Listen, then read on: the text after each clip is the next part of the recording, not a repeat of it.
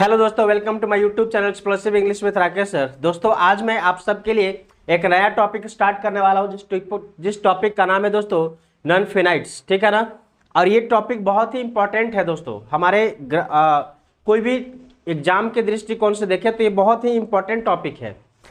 ठीक है। और ये टॉपिक थोड़ा पढ़ने में डिफिकल्ट लगता है, लेकिन कोई बात नहीं दोस्तों। आज मैं आपको इस तरह से पढ़ाएंगे कि आप अगर उसको अच्छे से पढ़ोगे, ध्यान से देखोगे पूरी वीडियो, तो मैं वादा करता हूं कि आपको बहुत मजा आने वाला है आज की वीडियो में। ठीक है ना। चलिए तो हम लोग पढ़ने की कोशिश करते हैं नॉन फिनाइट वर्ब्स। और ये आता है दोस्तों हमारा वर्ब एडवांस टॉपिक के अंतर्गत। कहाँ पे आता है?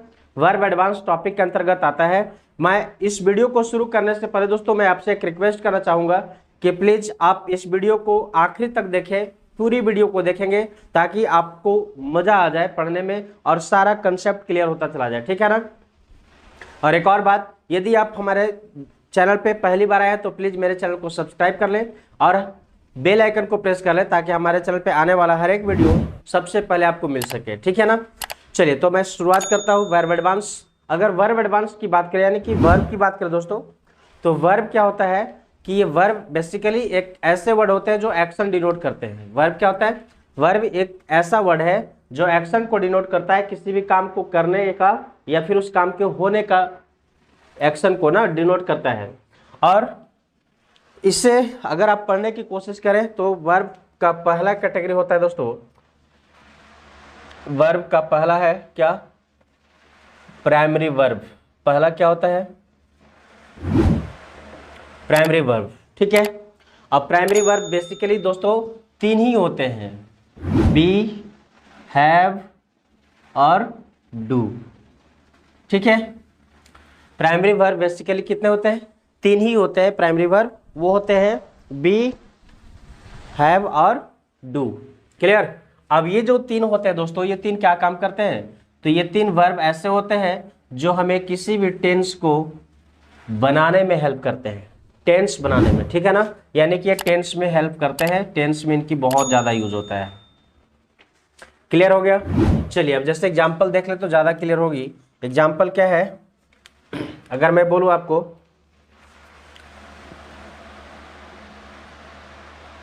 Rahul is reading a book. अब यहाँ पे देखिए दोस्तों, इसमें जो इज लगा है यहाँ पे, इसमें अगर आप पहचानने की कोशिश करें और समझने की कोशिश करें तो आपको ये पता चलेगा कि यहाँ पे जो राहुल है ये एक सब्जेक्ट हुआ, इज जो है सो एच भी हुआ हेल्पिंग वर्ब, ये रीडिंग जो है सो ये हमारा एम भी हो गया मेन वर्ब, और अ बुक ऑब्जेक्ट हो गया।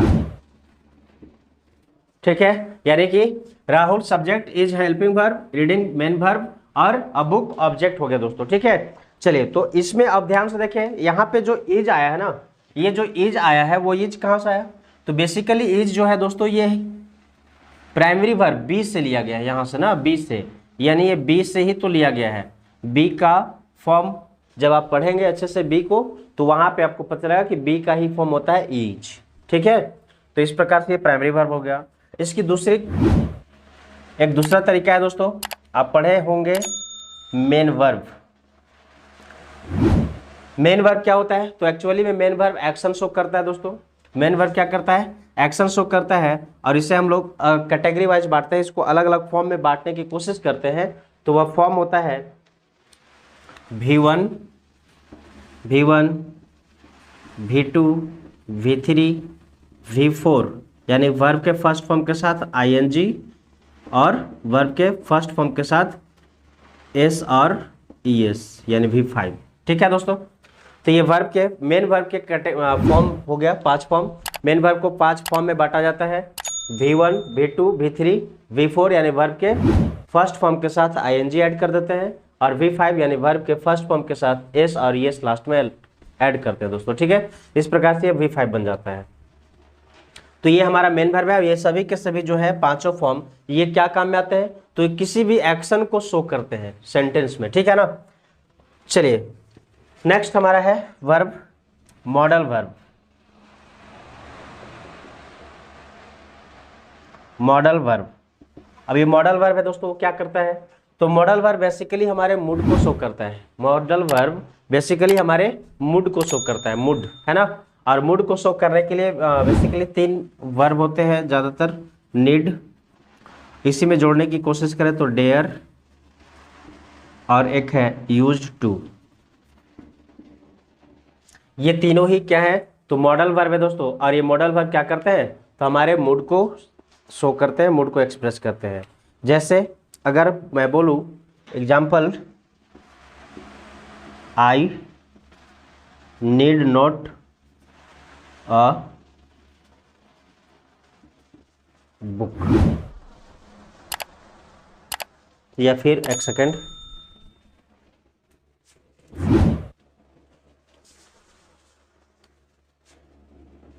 आई need not buy a book. अब यहाँ पे देखिए दोस्तों, यहाँ पे इस सेंटेंस में जो नीड है वो क्या कर रहा है, तो बेसिकली यहाँ पे यह हमारे मूड को शो कर रहा है,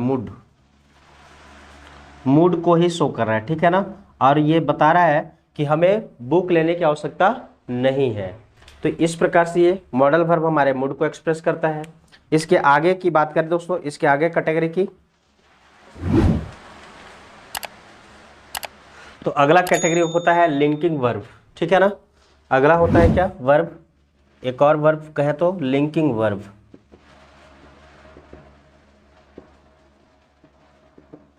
अब ये लिंकिंग वर्ब, जैसा कि आप नाम सुन रहे हो उसको ही, उससे ही पता चल रहा होगा कि लिंकिंग वर्ब यानी कि सेंटेंस को लिंक करने का काम करता है, ऐड करने का काम करता है। और ये आप पढ़ेंगे या पढ़े होंगे एडवर्ब टॉपिक में। किस टॉपिक में पढ़ेंगे दोस्तों, एडवर्ब टॉपिक में। अगर लिंकिंग वर्ब की बात करें तो किसी भी सेंटेंस में, देखिए इसका स्ट्रक्चर मैं थोड़ा सा आपको तैयार कर दूं, बता दूं, ताकि ये समझ में आ जाए आपको। किसी भी सेंटेंस में अगर मान लीजिए कि सब्जेक्ट दिया है, सब्जेक्ट के बाद कोई लिंकिंग वर्ब दिया हो,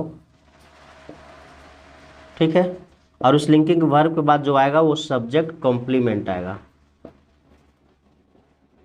ठीक है, सब्जेक्ट कॉम्प्लीमेंट, कोई दिक्कत नहीं। तो ये हमारा हो गया स्ट्रक्चर, सब्जेक्ट होगा, फिर लिंकिंग वर्ब होगा, इसके बाद क्या होगा हमारा, कोई सब्जेक्ट कॉम्प्लीमेंट होगा दोस्तों, है ना।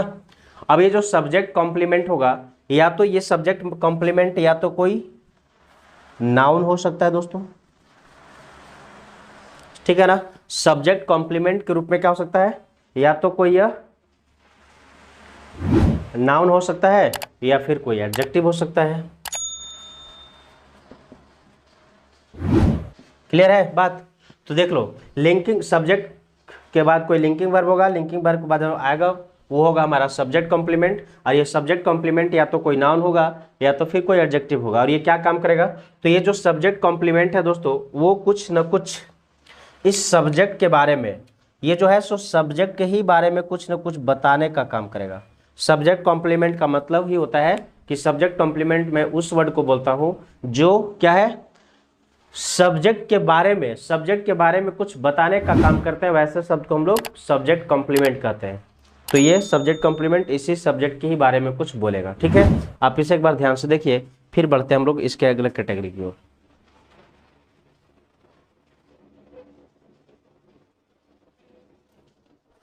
चलिए दोस्तों देखते हैं, तो यहां तक समझ में आ गई होगी बात आप लोग को। अब इसका अगला अगला पैटर्न है या अगला कैटेगरी कह सकते हैं, वह है दोस्तों प्राइमरी वर्ब। क्या है, तो वह अगला है, सॉरी प्राइमरी वर्ब तो हो गया ना, अगला है रेगुलर वर्ब।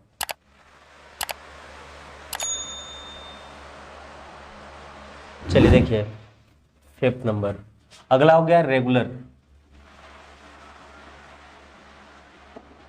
अब रेगुलर वर्ब किसे कहते हैं दोस्तों, तो रेगुलर वर्ब का मतलब ऐसा होता है जो जिस वर्ब का, रेगुलर वर्ब हम उस वर्ब को बोलते हैं जिस वर्ब का सेकंड फॉर्म और वर्ब का थर्ड फॉर्म, यानी कि कोई भी ऐसा वर्ब जिस वर्ब के सेकंड और थर्ड फॉर्म दोनों क्या हो, तो दोनों ही अगर सेम है दोस्तों, सेम, तो उससे हम लोग रेगुलर वर्ब कहते हैं, जिसका फर्स्ट सेकंड फॉर्म और थर्ड फॉर्म V1 और V1 तो रूट हो गया, लेकिन V2 और V3 वर्ब का सेकंड फॉर्म और थर्ड फॉर्म सेम हो, वैसे वर्ब को हम लोग कहते हैं कौन सा वर्ब, रेगुलर वर्ब की कैटेगरी में रखते हैं, यानी रेगुलर वर्ब के नाम से जानते हैं दोस्तों। चलिए जैसे देखते हैं, अगर मैं लिखूं एग्जाम्पल हेल्प, हेल्प का V2 हो गया हेल्प्ड, और V3 हो गया, V3 भी क्या होगा, तो V3 भी हेल्प्ड होगा। ऐसे एक और वर्ब अगर देखना चाहे तो होगा प्ले, उसका V2 होगा प्लेड और V3 हो जाएगा प्लेड। तो आप ये दोनों वर्ब में देखिए दोस्तों, ऐसे बहुत सारे वर्ब हैं बट मैं दो लिखा आपको समझने के लिए। इसमें देखिए V2 में क्या है, ईडी लगा है, इसमें भी ईडी लगा है, ठीक है ना, इसमें भी ईडी लगा है, इसमें भी ईडी। इट मीन्स ये V2 और V3 में वर्ब का सेकेंड फॉर्म और वर्ब का थर्ड फॉर्म में कोई डिफरेंस नहीं नजर आ रहा है, ठीक है ना, जो सेकेंड है वही थर्ड है। क्लियर है, दिख रहा है आपको। तो ऐसे वर्ब को हम लोग रेगुलर वर्ब के नाम से जानते हैं दोस्तों। चलिए, इसका अगला कैटेगरी होगा हमारा क्या, इरेगुलर वर्ब। इसका अगला कैटेगरी है इरेगुलर वर्ब। वह इरेगुलर वर्ब किसको कहते हैं, तो शायद आप इसके नाम से जानोगे, चूंकि इसी का नाम जब का, इस नाम का जब ये उल्टा है, रेगुलर का अपोजिट वर्ड है इरेगुलर, तो इसका शायद मीनिंग भी सेम हो जाएगा, उसका मतलब भी वही होगा कि जिसका वर्ब का सेकेंड फॉर्म और थर्ड फॉर्म क्या हो, दोनों ही डिफरेंट हो, अलग हो, डिफरेंट हो मतलब सेम नहीं हो ना, वैसे वर्ब को हम लोग बोलते हैं इरेगुलर वर्ब। चलिए, जिसका सेकेंड फॉर्म और थर्ड फॉर्म दोनों ही अलग हो दोस्तों। जैसे एग्जांपल देख लीजिए, एग्जांपल अगर मैं लिखूं गो, वेंट, गोन, ठीक है, हो गया। अगला है राइट, रोट, रिटेन। अब आप यहाँ पे देखिए, तो ये जो वर्ब है, इनके वर्ब का सेकेंड फॉर्म और थर्ड फॉर्म दोनों ही एक दूसरे से बहुत ज़्यादा अलग है दोस्तों, ठीक है ना। तो ऐसे वर्ब को हम लोग बोलते हैं इरेगुलर वर्ब दोस्तों, ठीक है। चलिए, अब हम चलते हैं इसके अगले कैटेगरी की ओर। अगला कैटेगरी है जिसका नाम है, अगला कैटेगरी का नाम है दोस्तों ट्रांजिटिव वर्ब। चलो यहाँ पे आ ही जाएगा, ट्रांजिटिव वर्ब और इनट्रांजिटिव वर्ब।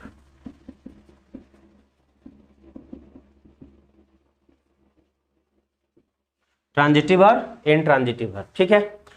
अब ये जब ट्रांजिटिव और इनट्रांजिटिव की बात करते हैं तो इसमें क्या होगा कि ट्रांजिटिव वर्ब हम उस वर्ब को बोलते हैं जिसका अपना एक ऑब्जेक्ट होता है दोस्तों, इसका अपना एक ऑब्जेक्ट होता है, ठीक है। और वो जो ऑब्जेक्ट होगा वो ऑब्जेक्ट या तो कोई नाउन होगा या तो फिर कोई प्रोनाउन होगा, ठीक है ना। ट्रांजिटिव वर्ब हम लोग उस वर्ब को बोलते हैं जिसका अपना ऑब्जेक्ट होता है और वो ऑब्जेक्ट जो होगा दोस्तों या तो कोई नाउन होगा या तो फिर कोई प्रोनाउन वर्ड होगा, ठीक है। और इंट्रांजिटिव उसको बोलते हैं जिसका अपना ऑब्जेक्ट नहीं होता है, ठीक है। और इसका ऑब्जेक्ट नहीं होता है तो इसके जगह पे क्या होंगे भाई, ऑब्जेक्ट के जगह पर या तो कोई हो सकता है आपका क्या, एडजेक्टिव हो सकता है या फिर कोई एडवर्ब हो सकता है। इसको आप कह सकते हैं ऐसे, या तो कोई इसके बाद एडजेक्टिव हो सकता है या फिर कोई एडवर्ब हो सकता है। ये हमारे इनट्रांजिटिव और ट्रांजिटिव का अंतर है। ट्रांजिटिव वर्ब इट मीन्स उसका अपना ऑब्जेक्ट होगा और वो ऑब्जेक्ट जो होंगे वो या तो कोई नाउन होगा या फिर कोई प्रोनाउन होगा। इनट्रांजिटिव वर्ब उसको कहेंगे जिसका कोई ऑब्जेक्ट नहीं होगा और ऑब्जेक्ट नहीं होंगे उसके जगह पे क्या होंगे, या तो कोई एडजेक्टिव होगा वर्ड या फिर कोई एडवर्ब यूज हुए रहेंगे दोस्तों। चलिए आप इन्हें एक बार ध्यान से देखें, इसके बाद हम बढ़ते हैं आगे। इन्हें मैं फिर बाद में इरेज करूंगा।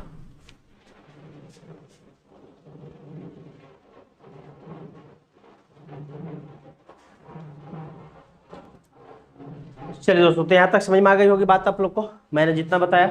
ये सभी बेसिकली ऐसे कैटेगरी है दोस्तों जिनसे क्वेश्चन नहीं आते हैं, किसी भी कॉम्पिटिटिव एग्जाम में इनसे क्वेश्चन नहीं आते हैं, लेकिन इनको जानना ये जरूरी है दोस्तों कि आप इन सभी वर्ब को कहाँ कहाँ पे किस किस तरह से पढ़े हैं या फिर आगे कभी किस किस तरह से पढ़ेंगे, ठीक है ना। आइए इसके आगे देखते हैं अगला कंसेप्ट क्या है, इसे मैं यहीं पे इरेज करता हूँ ना। चलिए दोस्तों देखते हैं, इसका अगला कैटेगरी हमारा है 8 नंबर ना। अगला हमारा है रिफ्लेक्सिव वर्ब। अब रिफ्लेक्सिव वर्ब जो होता है दोस्तों, जब भी किसी सेंटेंस में रिफ्लेक्सिव वर्ब यूज होगा तो इसके ऑब्जेक्ट के रूप में हम लोग सेल्फ या फिर सेल्फ्स का प्रयोग करते हैं, ठीक है। और इसी को आप एक और नाम से जान सकते हैं या जानते हैं, वो है दोस्तों क्या, रिफ्लेक्सिव प्रोनाउन, ठीक है। इसी को एक और नाम से आप जानते हैं, वो है रिफ्लेक्सिव प्रोनाउन, ठीक है। जैसे सेंटेंस में देखते हैं थोड़ा एग्जांपल के रूप में, तो ज़्यादा समझ में आ जाएगा।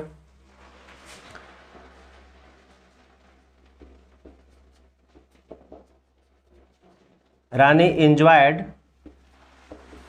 इन the party, Rani enjoyed in the party, ठीक है। अब यहाँ पे देखिए दोस्तों, इस सेंटेंस में क्या है, इसका सब्जेक्ट तो हमारा रानी हो गया, इसका सब्जेक्ट हमारा जो है सो रानी है, ये हमारा वर्ब हो गया, ठीक है। बट अब इस वर्ब का कोई ऑब्जेक्ट नहीं दिख रहा है, रानी एंजॉयड, इसका कोई ऑब्जेक्ट नहीं दिख रहा है, तो इसका ऑब्जेक्ट के रूप में क्या करेंगे, अभी इस सब्जेक्ट के अनुसार हम यहाँ पे एक रिफ्लेक्सिव प्रोनाउन यूज कर देंगे, क्या, her self. Rani enjoyed her self in the party, यानी कि ये हमारा जो वर्ब है, ये वर्ब जो होगा एंजॉयड, एक ऐसा वर्ब कहलाएगा, तो ये वर्ब हमारा रिफ्लेक्सिव वर्ब कहलाएगा दोस्तों, समझ में आ रही है। चलिए, तो यहाँ तक आप समझ में आ गया होगा आपको। चलिए अगला कैटेगरी देखते हैं। कैटेगरी नंबर 9 हमारा है, वो है हैपनिंग वर्ब, हैपनिंग वर्ब, ठीक है। और इस हैपनिंग वर्ब के नाम को सुनकर ही आपको जैसा लग रहा होगा कि कोई भी चीज होने की बात कर रहा है, ठीक है। इसको समझने के लिए चलिए थोड़ा सा एग्जांपल देखते हैं। राखी स्टॉप्ड राज, दूसरा है राखी स्टॉप्ड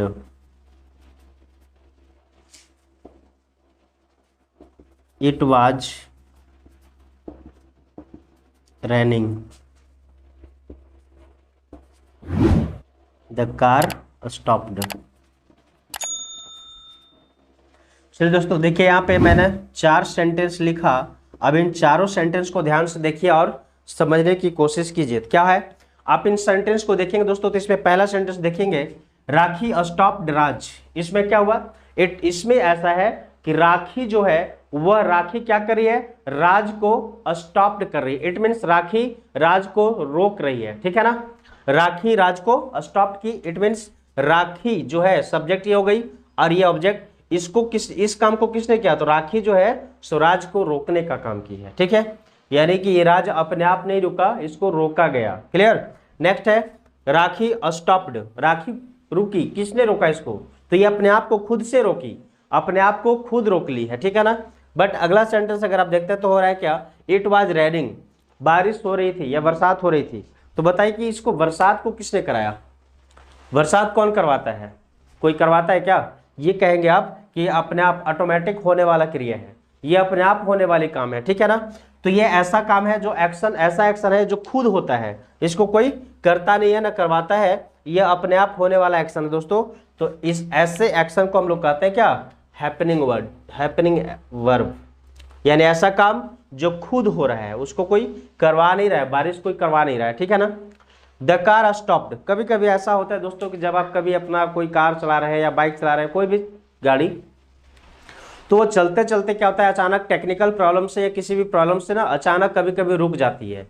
तो वहां पे ना तो उसको आप ब्रेक लगा कर रोके, ना आप खुद से उसका इंजन बंद करके रोका, कुछ नहीं किया, बस ऑटोमेटिक चलते चलते वो रुक गया, ठीक है। तो वैसा इसको क्या कर सकते हैं आप, हैपनिंग, क्योंकि वो अपने आप हो रहा है। जो एक्शन खुद ब खुद हो जाए, याद रखेंगे, जो काम खुद ब खुद हो जाए वैसे ही एक्शन को हम लोग बोलते हैं क्या, हैपनिंग एक्शन या हैपनिंग वर्ब।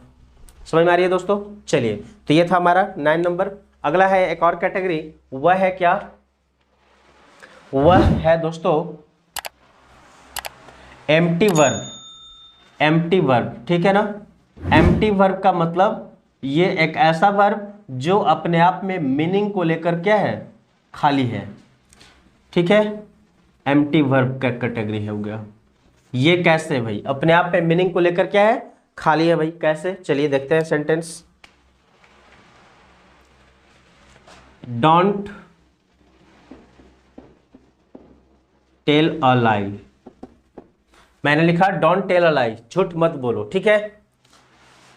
अब इसको सेंटेंस में समझने की कोशिश करेगा, डोंट टेल अ लाई को समझने की कोशिश कीजिएगा, तो यहाँ पे देखेंगे दोस्तों कि इसमें एक वर्ड लिखा हुआ है लाई, और लाई का मीनिंग आपको पता होगा, लाई का मतलब ही होता है झूठ बोलना। लाई का मतलब क्या होता है? इस लाई का मतलब ही होता है झूठ बोलना।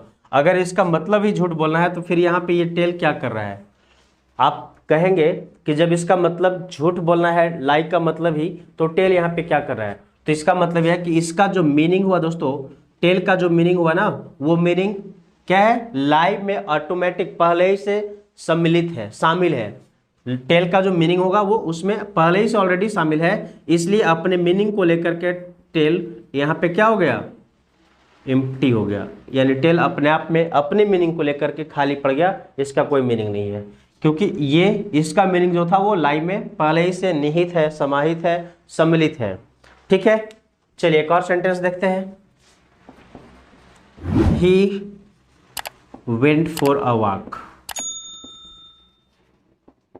अब यहां पे देखिए दोस्तों, इस सेंटेंस में क्या है भाई? तो यहां पे भी जब आप ध्यान से इसको देखने की कोशिश करेंगे तो यहां पे देखिए, ये वॉक, वॉक का मतलब ही होता है टहलना, टहलना। तो जब ये खुद ही टहल रहा है तो फिर इस जगह पे वेंट का क्या मतलब रह गया? वेंट का मतलब ही चलना, गया। गया कहाँ गया भाई? टहलने गया। तो टहलना तो खुद ही एक वर्ब है, चलने का सेंस दे रहा है। तो यहाँ पे इस वेंट का कोई विशेष मीनिंग नहीं रह जाता है, इसका मीनिंग इसी में शामिल हो गया। और जब इसका मीनिंग उसमें शामिल हो गया तो यहाँ पे ये भी एक एम्प्टी वर्ब कहलाएगा। कोई दिक्कत है? इस तरह के वर्ब को हम लोग एम्प्टी कहते हैं, जो अपने मीनिंग को लेकर के क्या हो जाए? खाली हो जाए, उसका मीनिंग अगले किसी दूसरे वर्ब में शामिल हो जाता है, सम्मिलित होता है, वैसे वर्ब को एम्प्टी वर्ब के नाम से जानते हैं दोस्तों। चलिए आप इसे एक बार ध्यान से देख लीजिए, फिर हम बढ़ते हैं आज की इस कथा की ओर, इस कहानी की ओर, जो हमारा हेडिंग है नन फिनाइट। अब ये एक बहुत ही रोचक स्टोरी शुरू करने वाले हैं दोस्तों यहाँ से, इसलिए आप इसे एक बार थोड़ा सा ध्यान से देखिए, फिर हम इरेज करेंगे।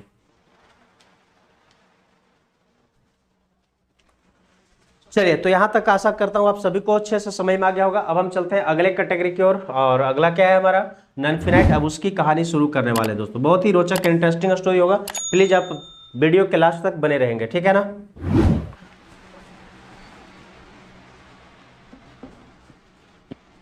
क्या है हमारा? इसे समझने से पहले कुछ मैं सेंटेंस लिख रहा हूं, अब पहले इन सेंटेंस को ध्यान से देखेंगे, इसके बाद हम आगे बढ़ेंगे। तो सेंटेंस है दोस्तों,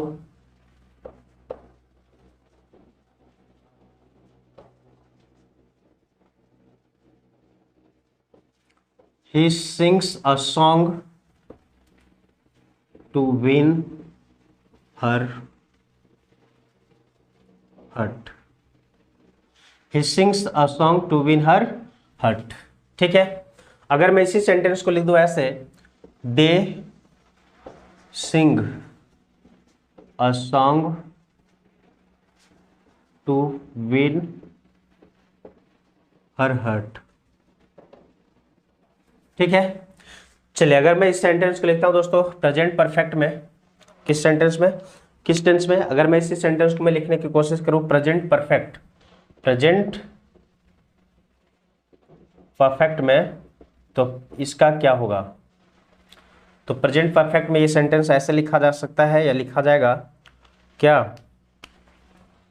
he has sung a song to win her heart।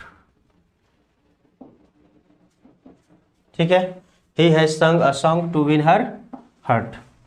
Next है दोस्तों, इसी को अगर मैं लिखूं प्रेजेंट परफेक्ट हो गया, अगर मैं इसको लिख दूं क्या में? प्रेजेंट से हटकर पास्ट में। चलो मैं लिखता हूं इसको सिंपल पास्ट, पास्ट इंडिफिनिट में ना, past indefinite.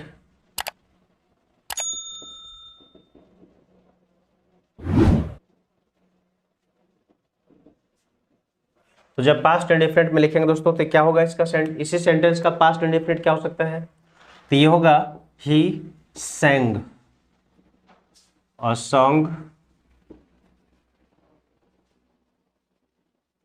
he sang a song to win her heart। ठीक है, अगर मैं इसी को बनाऊं दोस्तों क्या फ्यूचर कंटिन्यूअस में, फ्यूचर कंटिन्यूअस,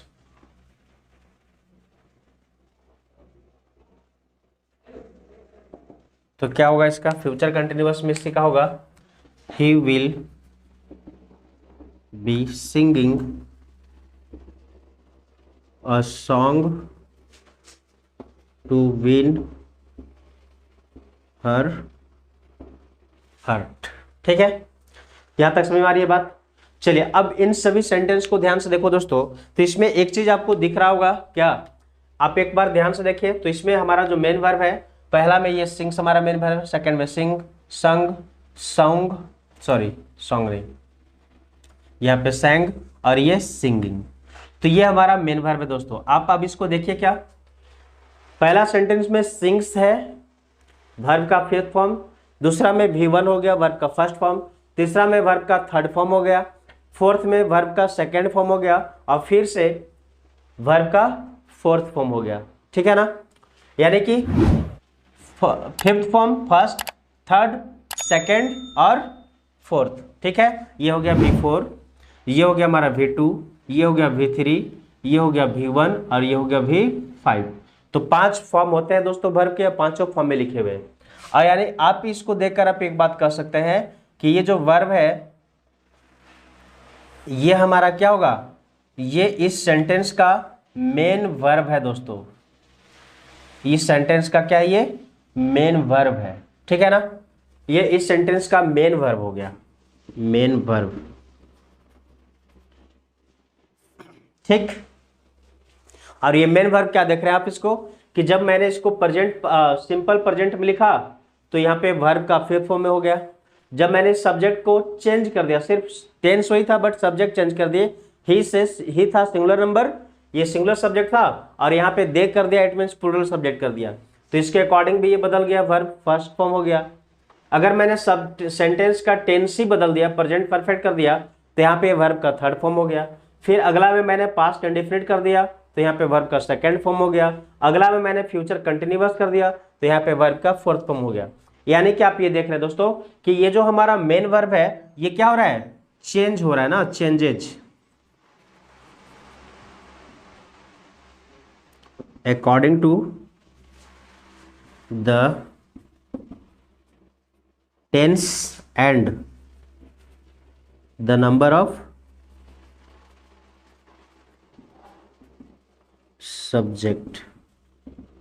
क्लियर है दोस्तों। तो आप यहाँ पे देख रहे हैं कि जो मेन वर्ब है वो मेन वर्ब क्या हो रहा है, according to the tense and the number of subject के अकॉर्डिंग ये क्या हो रहा है, अपने आप में चेंज हो रहा है, बदल रहा है दोस्तों। ठीक है, परिवर्तन हो रहा है। और इसीलिए इसी मेन वर्ब को हम लोग एक अलग नाम दे रहे हैं क्या दोस्तों, इसी मेन वर्ब का नाम चेंज करके दे रहे हैं क्या, इसे हम फिनाइट वर्ब कर सकते हैं। इसी मेन वर्ब का नाम बदल दे रहे हैं और बदल कर इसका नाम हम लोग दे सकते हैं फिनाइट वर्ब। ठीक है, ये हो गया फिनाइट वर्ब। फिनाइट वर्ब का मतलब क्या, कि यह एक इसका एक लिमिट है। फिनाइट वर्ब का क्या होता है दोस्तों, फिनाइट वर्ब का एक लिमिट होता है, ये लिमिटेड वर्ब होता है। अब किस आधार पे, तो इसका लिमिट जो होता है वो उसी सेंटेंस के टेंस के आधार पे और नंबर ऑफ द सब्जेक्ट के आधार पे उसका लिमिट होता है दोस्तों। ठीक है ना, इस आधार पे इसका लिमिट होता है और उस लिमिट के आधार पे अपने आप में परिवर्तन करते रहता है, बदलाव करते रहता है, बदलते रहता है। ठीक है, चलिए यहां तक तो समझ में आ गया बात। अब इसी में एक और वर्ब है, आप देखेंगे यहाँ पे, देखिए यहाँ पे एक वर्ब है विन, यहाँ भी विन, यहाँ भी विन, यहाँ भी विन और यहाँ भी विन।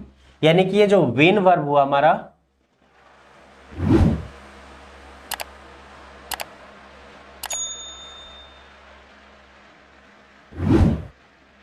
ये जो विन वर्ब है दोस्तों, आप इसको ध्यान से देखिए। तो ये विन हमेशा हर टेंस में, इधर चाहे टेंस कुछ भी हो, नंबर ऑफ सब्जेक्ट कुछ भी हो, हर जगह सेम रह गया। ये क्या हो गया, हर जगह सेम रह गया, यानी कि इसमें कोई परिवर्तन नहीं हुआ। ठीक है, और जब इसमें कोई परिवर्तन नहीं हुआ दोस्तों, तो इसे हम कहते हैं, इस वर्ब के कैटेगरी को बोलते हैं क्या, इस तरह के वर्ब को कैटेगरी को हम लोग बोलते हैं non finite, non finite verb. ठीक, नॉन फिनाइट वर्ब है। और नॉन फिनाइट वर्ब क्या होता है, does not change. Non finite verb does not change according to the tense and the number of subject।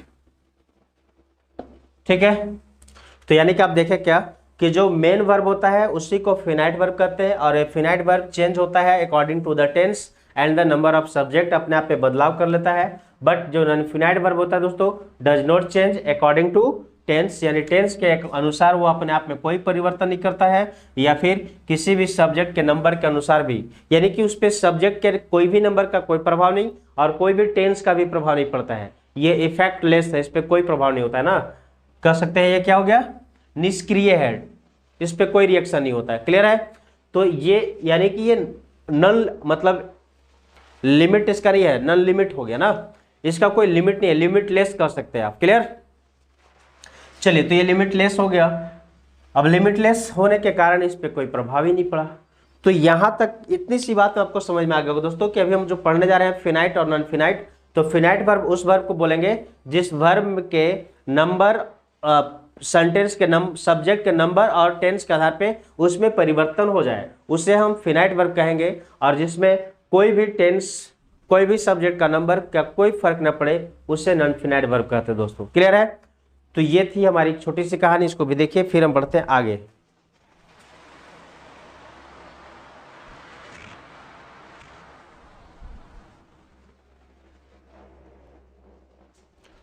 चलिए, अब हम चलते हैं आगे की ओर, क्या है अगला समझने की कोशिश करते हैं नेक्स्ट। चलिए दोस्तों, तो देखते हैं अब हमारा हेडिंग होगा क्या, नॉन फिनाइट वर्ब, जो आप देख रहे हो ऊपर हेडिंग, ठीक है ना। अब मैं लिखता हूं नॉन फिनाइट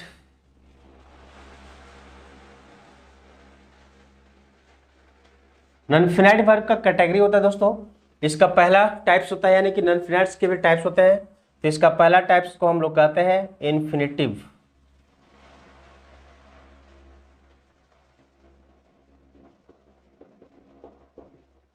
ठीक है, इन्फिनिटिव में होता क्या है कि इन्फिनिटिव में वर्ब का फर्स्ट फॉर्म के पहले टू प्रीपोजिशन लगाता है, यानी टू प्लस वर्ब का फर्स्ट फॉर्म होता है, उसे हम लोग इन्फिनिटिव कहते हैं दोस्तों। ठीक है, और इसी का अगर एक्सेप्शन जानने की कोशिश करें तो एक्सेप्शन एक होता है जिसको हम लोग कहते हैं बेयर इन्फिनिटिव। बेयर इन्फिनिटिव, और ये बेयर का मतलब, बेयर इन्फिनिटिव का नाम सुनते ही आपको पता चलना चाहिए कि बेयर का मतलब होता है विदाउट, के बिना। ठीक है ना, किसके बिना, तो बिना मतलब किसी वर्ब में टू के बिना वर्ब का फर्स्ट फॉर्म, यानी कि अगर उसमें टू लगा है तो वो टू नहीं लगेगा। ठीक है ना, यानी कि सिर्फ first form of verb use होगा, उसे हम कहते हैं बेयर इन्फिनिटिव, टू नहीं होगा। क्लियर? ये हो गया। अगला इसका कैटेगरी है जेरंड, शायद आप नाम सुने ही होंगे। अगला कैटेगरी है सेकंड नंबर, क्या है, तो वह है जेरंड दोस्तों। और जेरंड में क्या होता है, तो जेरंड में होता है वर्ब के फर्स्ट फॉर्म के साथ आईएनजी लग जाता है। ठीक है ना, वर्ब के फर्स्ट फॉर्म के साथ आईएनजी लग जाता है, इसे हम जेरंड कहते हैं। इसका अगला कैटेगरी होता है, अगला टाइप्स वो होता है दोस्तों पार्टिसिपल। वो अगला क्या होता है, तो अगला होता है पार्टिसिपल। और पार्टिसिपल भी दो तरह के होते हैं, एक होता है प्रेजेंट पार्टिसिपल, प्रेजेंट पार्टिसिपल, और दूसरा होता है दोस्तों कौन सा, पास्ट पार्टिसिपल। क्लियर है? प्रेजेंट पार्टिसिपल में क्या होता है, तो प्रेजेंट पार्टिसिपल में वर्ब का फोर्थ फॉर्म, यानी कि V1 के साथ आईएनजी लग जाता है। ठीक है, और प्रेजेंट पार्टिसिपल ये हो गया। फास्ट पार्टिसिपल में होता है वर्ब का थर्ड फॉर्म। ठीक है, अब आप कहेंगे कि जब ये वर्ब का फर्स्ट फॉर्म के साथ आईएनजी इसमें भी है और जेरेंड में भी है वर्ब के फर्स्ट फॉर्म के साथ आईएनजी, तो what is the difference between them, इन दोनों के बीच में क्या अंतर है, तो इन दोनों के बीच में अंतर होता है दोस्तों, ये हम लोग आगे पढ़ेंगे। ठीक है, आप एक बार इसे ध्यान से देखिए, फिर हम बढ़ते हैं आगे।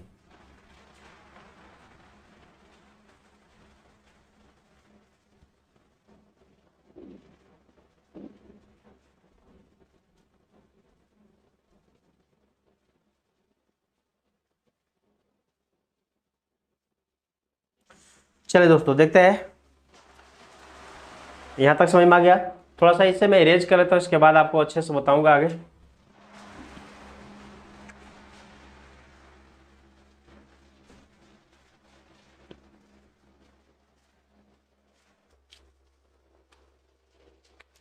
चलिए दोस्तों, देखते हैं एक एग्जांपल। अगर मैं लिखूं I want to write a poem. I want to write a poem. अब इस सेंटेंस को देखिए ध्यान से, इसमें समझने की कोशिश कीजिए। तो यहाँ पे आप देखकर समझ पाएंगे कि इसमें जो आई है ये हमारा सब्जेक्ट हो गया, वांट जो है ये हमारा मेन वर्ब हो गया, टू राइट क्या हो जाएगा, तो ये हमारा नॉन फिनाइट वर्ब हो गया, ठीक है, और ये ऑब्जेक्ट हो गया दोस्तों। क्लियर है ना, यहां तक समझ में आ रही होगी। सब्जेक्ट मेन वर्ब, यानी मेन वर्ब को आप एक और नाम से क्या जानते हैं, इसी मेन वर्ब को हम लोग अलग नाम देते हैं अब finite verb, FV finite verb, ठीक है ना। तो यानी कि हो गया सब्जेक्ट, ये हो गया हमारा फिनाइट वर्ब, इसका अगला हो गया नॉन फिनाइट और ये हो गया ऑब्जेक्ट। क्लियर, चलो तो ये तो समझ में आ गया आपको। लेकिन अब मैं एक और एग्जांपल देता हूं, इसके बाद कुछ कहानी है जो मैं आपसे करने वाला हूं बातचीत थोड़ी अच्छे से। वो क्या है देखिए, अगर मैं एक सेंटेंस लिखूं, he decided a letter, option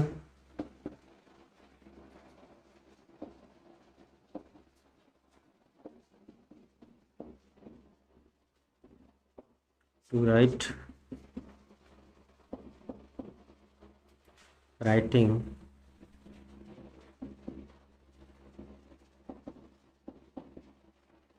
return.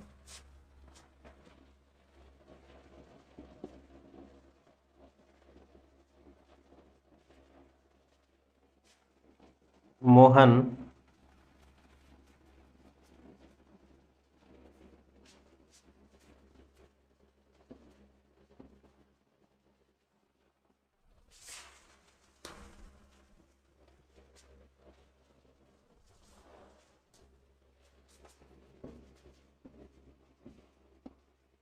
Mohan agreed blanks the bill, इसका ऑप्शन हो गया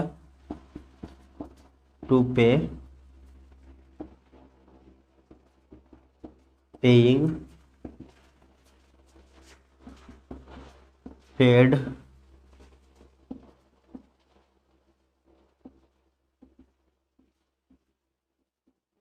विल पे। चलिए अब इस सेंटेंस को कोशिश कीजिए दोस्तों समझने का और सॉल्व करने का। तो आप यहाँ पे ध्यान से देखेंगे क्या कि इसमें जो सब्जेक्ट है हमारा ही, अब ये डिसाइडेड है, इस डिसाइडेड के अनुसार ही डिसाइडेड, अब इसके अनुसार आप खुद से सेट कीजिए कि कौन सा वर्ब यहाँ पे सेट हो रहा है। तो आप कहोगे, आप शायद आप में से बहुत को लोग सही जगह पे जा रहे होंगे कि ही डिसाइडेड टू, है ना, क्या he decided to write a letter, उसने निर्णय लिया लेटर लिखने का, ठीक है, he decided to write a letter. Clear है। अगला है दोस्तों मोहन एग्रीड, मोहन एग्रीड, क्या मोहन एग्रीड किस काम के लिए, तो मोहन एग्रीड टू पे द बिल, ठीक है, टू पे द बिल, ये हो गया हमारा। बट अगर मैं आपसे ये कहूं दोस्तों कि अब यहीं पे जो है ना, इसको थोड़ा सा चेंज करने की कोशिश करते हैं। आइए, ही डिसाइडेड को मैंने डिसाइडेड के जगह पे, इसके जगह पर अगर मैंने लिखा स्टॉप्ड, ही स्टॉप्ड, अब मैंने वर्ब को चेंज कर दिया, तो जब वर्ब चेंज किए तो क्या इसमें से ऑप्शन भी चेंज होंगे या फिर सेम रहेंगे, तो शायद आपका आंसर ये होगा कि ही स्टॉप्ड राइटिंग हो जाएगा, यानी कि इसका आंसर बदल जाएगा, राइटिंग हो जाएगा, ठीक है, ही स्टॉप्ड राइटिंग। जब हमारा वर्ब बदल गया डिसाइडेड से स्टॉप्ड में, तो हमारा आंसर भी बदल गया, राइटिंग हो गया। वैसे ही यहाँ पे अगर एग्रीड की जगह पर मैं बदलूं अवॉइडेड, ही अवॉइडेड क्या, तो इसका भी ऑप्शन बदल जाएगा, ही अवॉइडेड के बाद ऑप्शन हो जाएगा दोस्तों पेइंग, ठीक है ना, ही अवॉइडेड पेइंग द बिल। तो यहां तक की बात आपको समझ में आया होगा, पहली बात। दूसरी बात, एक बात और बता दूं दोस्तों इसमें, अब इतनी सी बात में मैं आपको दो बात बताने वाला हूं। पहला सेंटेंस देखिए, I want to write a poem, मैं एक पोएम लिखना चाहता हूं। अब इसमें ये मेरा जो वांट है ये फिनाइट वर्ब है, टू राइट जो है हमारा नॉन फिनाइट वर्ब है। अब यहां से एक क्वेश्चन क्रिएट होता है हमारे दिमाग में, वो क्वेश्चन क्या है दोस्तों कि क्या किसी सेंटेंस में फिनाइट वर्ब कंपलसरी है सेंटेंस को पूरा करने के लिए, और फिर किसी सेंटेंस में नॉन फिनाइट वर्ब भी कंपलसरी है या नहीं है। चलिए तो इसे समझने के लिए कोशिश करते हैं दोस्तों। नॉन फिनाइट वर्ब और फिनाइट वर्ब कंपलसरी है या नहीं है, आइए देखते हैं। अगर इस सेंटेंस में जो ये लिखा हुआ है I want to write a poem, अगर इसमें से वांट को हटा दें, आई वांट को हटा दें, वांट को सिर्फ हो I to write a poem, I to write a poem, क्या इसका कोई मीनिंग समझ में आ रही बात? तो आपका आंसर होगा कि इसका कोई मीनिंग समझ में नहीं आ रहा है, ठीक है ना, नहीं हो रहा है। चलिए अच्छा बात। अगर आप यहाँ से वांट को रख दीजिए, अब इस जगह से मान लो आप सपोज कर लो कि टू को कुछ देर के लिए हटा दो, तो क्या हो जाएगा? आई वांट अ पोएम, मैं पोएम चाहता हूँ, या फिर मैं पोएम पसंद करता हूँ, ऐसा भी हो सकता है। यानी कि इसका मीनिंग आ जा रहा है। तो इससे हमें ये पता चल रहा है कि किसी भी सेंटेंस में फिनाइट वर्ब कंपलसरी होता है दोस्तों। क्या होता है? किसी भी सेंटेंस में फिनाइट वर्ब कंपलसरी होता है, और नॉन फिनाइट वर्ब क्या होता है? तो नॉन फिनाइट वर्ब कंपलसरी नहीं होता, बट इसी फिनाइट वर्ब का यह पर्पस बताता है दोस्तों। क्या बताता है? तो यह फिनाइट वर्ब का ही पर्पस बताने का काम करता है नॉन फिनाइट वर्ब किसी सेंटेंस में। शायद आपको ये तक समझ में आ गई होगी, आशा करता हूँ आप सभी को ये बात समझ में आ रहा होगा। अगर समझ में आ रही दोस्तों, अच्छा लग रहा हो वीडियो, तो प्लीज इसे लाइक करें, शेयर करें और हमारे चैनल को सब्सक्राइब करें अगर आप हमारे चैनल पर नए हैं तो। और आप चैनल को सब्सक्राइब करके बेल आइकन को भी प्रेस कर लेंगे दोस्तों, ताकि हमारे चैनल पे आने वाला हर एक नोटिफिकेशन सबसे पहले आपको मिल सके। चलिए ठीक है, अब हम बढ़ते हैं आगे। तो यहां तक की बात समझ में आया कि किसी भी सेंटेंस में फिनाइट वर्ब कंपलसरी होता है और नॉन फिनाइट वर्ब उसी वर्ब के क्या पर्पस को बताने के लिए यूज किए जाते हैं, ठीक है ना। अगला, अब यहाँ पे देख रहे दोस्तों, एक सेंटेंस जब मैंने दिखाया आपको ही डिसाइडेड, जब हमारा यहाँ पे वर्ब डिसाइडेड था तो उसके अनुसार हमारा नॉन फिनाइट वर्ब, यानी कि ये वाला जो वर्ब है, कौन सा, ये जो वर्ब है ये फिनाइट वर्ब है दोस्तों। ये कौन सा वर्ब है? फिनाइट वर्ब है। यहाँ पे भी ये जो वर्ब थे ये फिनाइट वर्ब ही है, ठीक है ना। तो जब हमारा फिनाइट वर्ब डिसाइडेड है तो हमारा वर्ब नॉन फिनाइट वर्ब हो रहा है, ये हो गया non finite verb to write, clear. लेकिन जब हमारा फिनाइट वर्ब बदल जा रहा है किस में? स्टॉप्ड में, यानी फिनाइट वर्ब बदल गया तो हमारा आंसर भी बदल गया, ये भी बदल गया, ठीक है, समझ में आ रही बात। उसी प्रकार यहाँ पे हुआ मोहन एग्रीड, ये हमारा फिनाइट वर्ब एग्रीड है, तो हमारा ऑप्शन हुआ था टू पे। जब हमारा एग्रीड से बदलकर अवॉइडेड हो गया तो हमारा ऑप्शन भी पेइंग हो गया। इट मीन्स क्या है कि अब इससे भी एक बात समझ में आ रही होगी आपको, शायद आपके दिमाग में आया नहीं आया, बट मेरे दिमाग में बात आई जो मैं आपको बता दूं कि इससे हमें ये पता चला कि किसी भी सेंटेंस में जो फिनाइट वर्ब होता है दोस्तों, किसी भी सेंटेंस में जो फिनाइट वर्ब होता है वो क्या करता है? आने वाली नॉन फिनाइट का, ठीक है ना, किसी भी सेंटेंस में जो फिनाइट वर्ब होता है वो आने वाले नॉन फिनाइट वर्ब का कैटेगरी, आने वाले किसी भी सेंटेंस में जो फिनाइट वर्ब है ये आने वाले फिनाइट वर्ब के पैटर्न को डिसाइड करती है दोस्तों। याद रखेंगे, क्या करते हैं? इसके पैटर्न को डिसाइड करते हैं, यानी कि फिनाइट वर्ब ही डिसाइड करता है कि हमारा आने वाला नॉन फिनाइट वर्ब क्या होगा। समझ में आ रही बात। जैसे कि यहाँ पे था हमारा एग्रीड, तो हमारा ऑप्शन वर्ब था पेइंग, सॉरी टू पे। हमारा जब ऑप्शन वर्ब बदल गया, non finite verb, sorry finite verb हो गया अवॉइडेड, तो हमारा नॉन फिनाइट भी बदल गया। उसी प्रकार यहाँ था, अगर हमारा फिनाइट वर्ब डिसाइडेड था तो हमारा ऑप्शन था आंसर टू राइट। अगर हमारा ये बदल कर चेंज हो गया स्टॉप्ड, तो ये भी बदल गया। इट मीन्स इससे पता चला कि हमारा किसी भी सेंटेंस में जो फिनाइट वर्ब है आने वाले नॉन फिनाइट वर्ब की पैटर्न को डिसाइड करते हैं दोस्तों, क्लियर। चलो आप इसे एक बार ध्यान से देख लो, फिर हम बढ़ते हैं आगे की तरफ।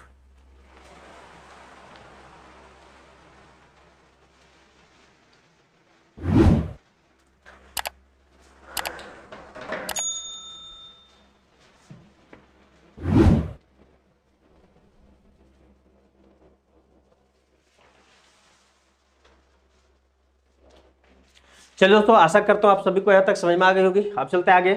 अब इससे देखो दोस्तों, इससे क्या पता चला कि कुछ ऐसे नॉन फिनाइट वर्ब हैं, ठीक है ना, कह सकते हैं क्या कि कुछ ऐसे फिनाइट वर्ब हैं हमारा, ठीक है ना, जो आने वाले नॉन फिनाइट को डिसाइड करते हैं, ठीक है। आइए देखते हैं वो भी कुछ, उसका भी लिस्ट क्या है। चलिए दोस्तों देखिए, तो यहाँ पे कुछ वर्ब आपके सामने मैं लिखा हूं, वो वर्ब क्या है? लिखा हुआ है क्या? The following finite verb, the following finite verb are followed by to plus verb का फर्स्ट फॉर्म, यानी finite followed by non finite verb ना। देखिए उनमें से कौन कौन वर्ब है। तो उसमें से कुछ ऐसे वर्ब है दोस्तों, यानी कि जिनके बाद हमेशा नॉन फिनाइट वर्ब का यूज किया ही जाता है। ठीक है, तो वो है देखिए, want, decide, prefer, choose, seem, advise, manage, would like, would love, would hate, agree, suggest, order, command. ये सभी ऐसे फिनाइट वर्ब होते हैं जिनके बाद आने वाला जो दोस्तों है, इन सब के बाद जो आने वाला हमारा वर्ब होगा वो हमेशा क्या होगा, टू प्लस वर्ब का फर्स्ट फॉर्म होगा, यानी कि नॉन फिनाइट वर्ब होगा। क्लियर है, कोई दिक्कत। इन सब के बाद कभी भी किसी भी सेंटेंस में अगर ये सभी वर्ड यूज हुए हैं, ये सभी वर्ब है नॉन फिनाइट वर्ब, तो इनके बाद जो आएगा वो हमारा कोई ना कोई नॉन फिनाइट वर्ब होगा, टू प्लस वर्ब का फर्स्ट फॉर्म में होगा। क्लियर, चलिए आप इसे एक बार ध्यान से देख लीजिए।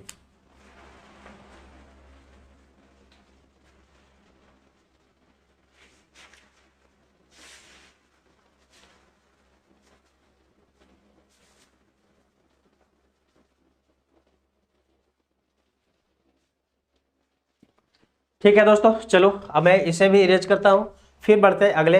जैसे देखो इसी में से कुछ था भी, वहां पे था ना, फिर डिसाइडेड, अब एग्जाम्पल में दिए थे इसके पहले डिसाइडेड, ठीक है, और इसके बाद फिर दिया था मैं आपको क्या, एक डिसाइडेड का था और एक था, क्या था दोस्तों सेंटेंस,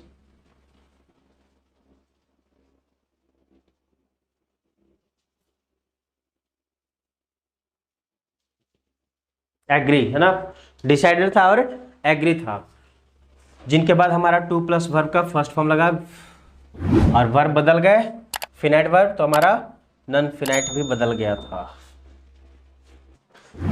चलिए दोस्तों देखते हैं, तो आपके सामने कुछ सेंटेंस लिखे हुए हैं। ये सेंटेंस है दोस्तों किसी का, तो ये सेंटेंस हमारा है इन्फिनेटिव वर्ब का, ठीक है ना। इन्फिनेटिव का मतलब होता है दोस्तों क्या, टू प्लस वर्ब का फर्स्ट फॉर्म, चूंकि ये नाउन का काम करता है, टू प्लस फर्स्ट फॉर्म जो हो गया क्या, ये नाउन का काम करता है, इसीलिए इसको हम लोग वर्बल नाउन भी कहते हैं दोस्तों। क्लियर है, फिर से बता दूं कि इन्फिनेटिव जो होता है सो टू प्लस वर्ब के फर्स्ट फॉर्म को हम लोग इन्फिनेटिव कहते हैं, और यह जब सेंटेंस में यूज होता है तो वर्क एज अ नाउन, ये नाउन की तरह काम करता है, और जब ये नाउन की तरह काम करता है दोस्तों तो इसे हम वर्बल नाउन के नाम से जानते हैं। क्लियर है, चलिए जैसे अब ये सेंटेंस को पढ़िए, देखिए बोल रहे हैं क्या, Rahul managed here, Rahul managed here. अब यहाँ क्या होगा दोस्तों, अभी मैंने आपको बताया था वर्ब का लिस्ट जो लिखवाया था, उसमें देखो वहां पे था ना मैनेज्ड, यानी इस वर्ब के बाद जो आने वाला वर्ब होता है हमारा इन्फिनेटिव नॉन फिनाइट वर्ब होता है, तो वो भी कौन सा फॉर्म है, टू प्लस वर्ब का फर्स्ट फॉर्म इन्फिनेटिव ना, तो हो जाएगा ही राहुल मैनेज टू कम, ठीक है, टू कम हियर। नेक्स्ट है सी विश्ड, ये विश्ड भी लिखा हुआ था वहां पे, विश्ड के बाद क्या होगा, सी विश्ड टू सेलिब्रेट। चलिए next, Shalini wanted to sell her car, इसमें अभी कोई ज्यादा समस्या नहीं है दोस्तों, ये तो बहुत इजी है, to sell her car. She would love, ठीक है, she would love to sing a song. Rahul know how, अब यहाँ पे देखिए थोड़ा सा ध्यान देंगे, यहाँ पे जो सेंटेंस है दोस्तों क्या होगा, सॉरी राहुल न्यू है ना, V2 है, राहुल न्यू, ठीक है, राहुल न्यू मतलब राहुल जानता था क्या। अब यहाँ पे देखो क्वेश्चन वर्ड है दोस्तों, ये क्या है, इसके बाद ये क्वेश्चन वर्ड है। अब क्वेश्चन वर्ड के बाद क्या होना चाहिए, किसी भी सेंटेंस में क्वेश्चन वर्ड के बाद कोई सेंटेंस में सब्जेक्ट आता है, क्या आता है दोस्तों, किसी भी सेंटेंस में जब क्वेश्चन वर्ड आ जाए तो उस क्वेश्चन वर्ड के बाद कोई ना कोई सब्जेक्ट की आवश्यकता होती है, बट यहाँ पे तो कोई सब्जेक्ट है नहीं, तो ये जो वर्ब हमारा है टू ऑपरेट जो है, इसी को हम इन्फिनेटिव बनाकर यानी कि टू प्लस वर्ब का फर्स्ट फॉर्म लगा देंगे, यानी कि टू ऑपरेट कर देंगे, ये हमारा यहाँ पे नाउन बन जाएगा, यानी कि सब्जेक्ट की तरह काम करेगा, ठीक है, टू ऑपरेट। चलो ये क्यों होगा, क्योंकि ये क्वेश्चन वर्ड के बाद हमारा जो क्वेश्चन वर्ड के बाद है कोई सब्जेक्ट चाहिए, और सब्जेक्ट नहीं होने के कारण मैं इसी ऑपरेट वर्ब को क्या कर दिया, नाउन बना दिया, टू प्लस ऑपरेट लिखकर, ठीक है ना, इन्फिनेटिव बनाकर। क्लियर, नेक्स्ट है सी एक्सप्लेन्ड देम, यहां तक ये सेंटेंस हो गया। इसके अगला है क्वेश्चन वर्ड वेयर, अब इसके बाद फिर से कोई सेंटेंस में सब्जेक्ट नहीं है, तब ये सब्जेक्ट कहां से आएंगे, तो ये सब्जेक्ट हम इसको बना देंगे टू सेटल, यानी कि जब भी किसी सेंटेंस में क्वेश्चन वर्ड हो तो क्वेश्चन वर्ड के बाद, चूंकि इंट्रोगेटिव सेंटेंस है, और इंट्रोगेटिव सेंटेंस अगर यहां से इधर बात करें तो इंट्रोगेटिव, क्वेश्चन वर्ड से स्टार्ट हो रहा है। इंट्रोगेटिव सेंटेंस के बाद क्या होता है, इंट्रोगेटिव वर्ब के बाद जो इंट्रोगेटिव वर्ड होता है शब्द, उसके बाद तुरंत कोई ना कोई क्या होना चाहिए, सब्जेक्ट होना चाहिए। हमारा यहाँ पे सेंटेंस में सब्जेक्ट है नहीं, तो इसी वर्ब को हम लोग इन्फिनेटिव बना दिए सेंटेंस में सब्जेक्ट की तरह काम करने के लिए, क्योंकि अभी मैंने बताया आपको कि ये नाउन बन जाता है, और नाउन जो है सो कैसा नाउन कहलाएगा, वर्बल नाउन, यानी कि वर्ब ही होता है बट ये नाउन की तरह काम करता है इसलिए। नेक्स्ट है आई डिसाइडेड, फिर यहाँ से क्वेश्चन वर्ड है व्हेन, इसके बाद फिर से कोई अगर अगेन यहाँ फिर से नहीं है सब्जेक्ट, तो यहाँ भी हम सब्जेक्ट बना देंगे इसी को, लिव को, क्या हो जाएगा, to leave, I decided to leave the group, ठीक है ना। और देखिए नेक्स्ट थर्ड है दोस्तों, last number, she demonstrated what she, देखो यहाँ पे क्या है, ये क्वेश्चन वर्ड है, लेकिन अब इसके बाद सी, ओहो यहाँ पे सब्जेक्ट हमारा मिल गया दोस्तों, ठीक है ना। क्या है, सी डेमोन्स्ट्रेटेड व्हाट सी, यहाँ पे सी हमारा यानी कि सब्जेक्ट के रूप में आ गया, सब्जेक्ट आ गया। जब किसी सेंटेंस में ऐसे हो ना, सेंटेंस में क्या होता है दोस्तों, सेंटेंस का दो कैटेगरी, पहला अरेंजमेंट ऑफ वर्ड्स, ठीक है, और उसमें फिर देखते हैं क्या, सब्जेक्ट वर्ब और ऑब्जेक्ट। तो इसमें जब हमारा सब्जेक्ट यहाँ पे दिया हुआ है, तो इसके बाद आने वाला जो वर्ब होगा वो क्या होगा, अब इस सेंटेंस के आधार पे यहाँ पे चेंज हो जाएगा। तो यहाँ पे सी डेमोन्स्ट्रेटेड है simple present, simple past, simple past के बाद जो अगला सेंटेंस होगा वो हो जाएगा इसके अनुसार पास्ट परफेक्ट में, यानी had done. Clear, she demonstrated what she had done in the club. इस प्रकार से ये हमारा इन्फिनेटिव वर्ब की काम बात हुई दोस्तों, यानी कि जब किसी सेंटेंस में ये सभी ये वर्ड है, मैनेज, विश्ड, वांटेड, लव, ठीक है, और कोई क्वेश्चन वर्ड हो और उसके बाद कोई सब्जेक्ट नहीं दिया हो दोस्तों, तो वहां पे भी हम इन्फिनेटिव वर्ब का प्रयोग करेंगे। बट जैसे कि यहाँ पे देखिए आपकी क्वेश्चन वर्ड के बाद सब्जेक्ट दे दिया, तो उसके बाद हमारा वर्ब इन्फिनेटिव ना होकर के जनरल वर्ब में आ जाएगा, बदल जाएगा। क्लियर, चलिए इसे भी आप एक बार ध्यान से देख लीजिए।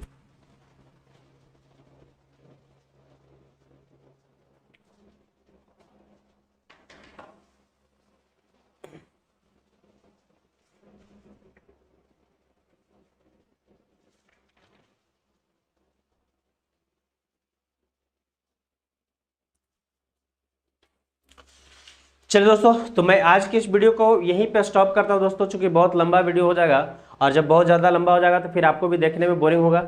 इसकी आगे की कहानी जो है, ये तो इन्फिनेटिव आज हम लोग समझे, इसके अगला यानी बेयर इन्फिनेटिव होगा हमारा नेक्स्ट पार्ट में, और भी कुछ नए चीज़ें पढ़ेंगे। तो प्लीज़ आप इसे पूरा इस वीडियो को पूरा देखेंगे, और इसके अगले पार्ट के लिए आप हमारे चैनल को सब्सक्राइब कर लेंगे और बेल आइकन को प्रेस कर लेंगे, ताकि हमारा अगला पार्ट जब आए तो आपको सबसे पहले नोटिफिकेशन मिल सके दोस्तों, ठीक है ना। फिर मिलते हैं इसी का नेक्स्ट पार्ट के साथ, तब तक के लिए bye bye, take care, thank you. और अगर ये वीडियो पसंद आया दोस्तों तो प्लीज से लाइक और शेयर करेंगे, ठीक है, बाय बाय।